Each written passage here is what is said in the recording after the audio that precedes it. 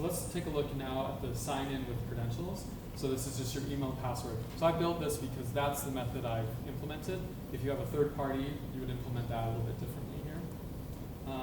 So you just make a call to this sign in here, and you get a result back, and if the result is not nil, then you know that your user will be stored on that result as a user field, and then this UID field. And let me just show you what that looks like inside the console.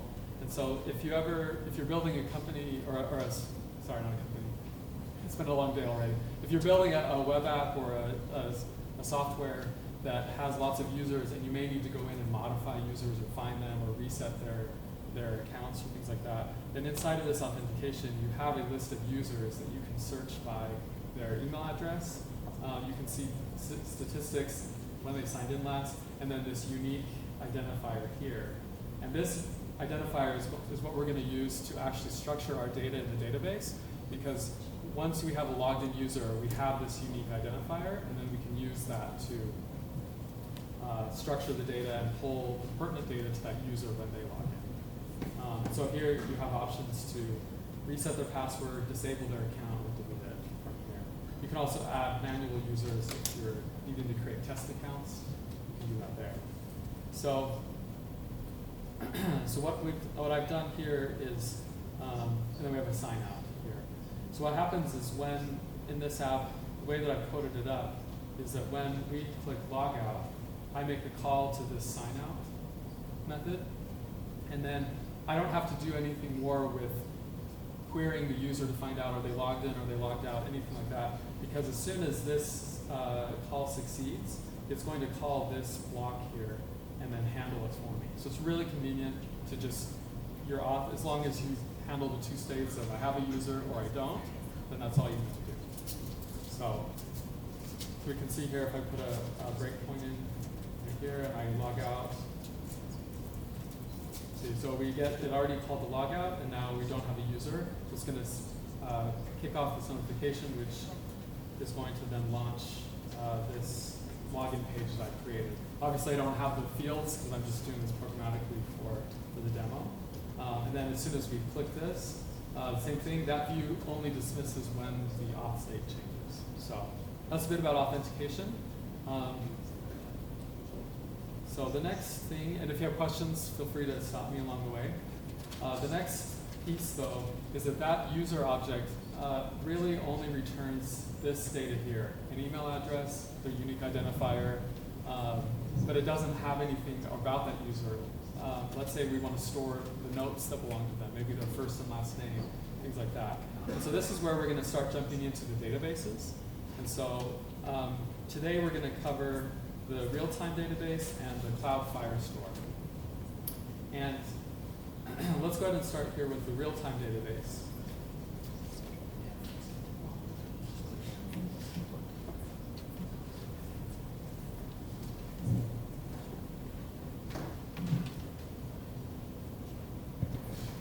All right.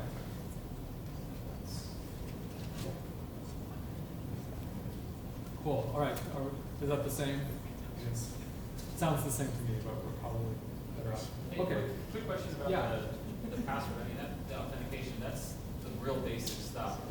Does Google Firebase have plugins for things like 2FA or Google Authenticator?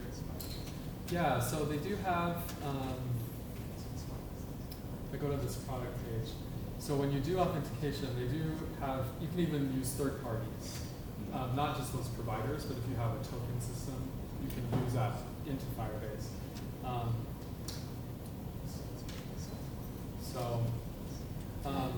Yeah, you can do,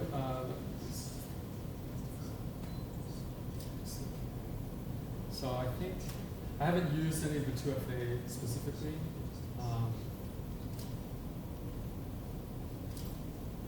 Yeah, I know out of the box you do get password reset if you're using the email password, and you can send emails and it'll take care of that for you. So I guess as close to the 2FA as they have is this SMS verification. And so yeah, allow users to sign in using a one-time passcode. So, and that does have a usage limit on it. But as far as built-in, that's as far as the Firebase authentication has, as far as I have encountered. So if SMS is secure enough 2FA for you, it's available here. If you need something else, then you might be able to make use of Firebase functions to say, hey, I've logged in, but now I need to do something before I let them in. So they'd be authenticated, but maybe your UI blocks them until. So maybe that's probably not the best use case for the Firebase auth. In that case, you might want another system that does it, and then provides the token back to Firebase to say, this is a logged in user. Now can we go forward? So hopefully that answers it. Yeah. Okay, so the database, there's two flavors here, the Realtime Database and the Firestore. And the main differences here, they're all technically NoSQL type databases, but the structure and how we access data and query data is different between them. So a real-time database has something like this. You have these nodes here, and I can actually export this as a JSON file, and because that's sort of how it's being stored. At least conceptually, we can think of it that way. So I've created a users field so that when that user logs in, it updates this field in the database, because I need to have two types of users. The authenticated one, and then the one that I store my own information that's pertinent to my app. So we've got email address and name. And the way that we populate this is here in our sign-in. I've created this method called create or update, so either one. And so I've got a real-time database version and a Firestore, Firebase Firestore version. And so what I'm doing is I'm actually taking the information from their auth record that Firebase keeps and writing it to my own custom location in the database. So I have two places to store it. I can't modify the auth object that I get from Firebase, but I can write whatever fields I need to in a separate place in the database itself. So that's what I'm doing here. And that's updating this here.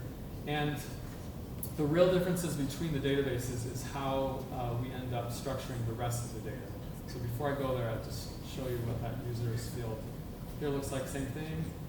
You notice it's the same identifier, and then we have a similar set of information I'm storing about it. So that covers authentication at sort of a high level. I'd like to move now into discussing how we structure this data. So right now, these are notes that only belong to one user. But you could think of a use case where, you might have things that a user's creating that they want to share with other people who use your app. So you need data that's available outside of just one user, maybe to share it with a group. And so the places where we store that data need to be structured in a way that we can efficiently know when a user logs in what notes belong to them, what notes are they allowed to see, and how do we keep all that in sync. So what we'll do first is we'll just dive in here with the real-time database version of this. Okay, so you can see here we have, so this will be the two notes that we created in the app. They all have a unique identifier. Firebase can generate these for you when you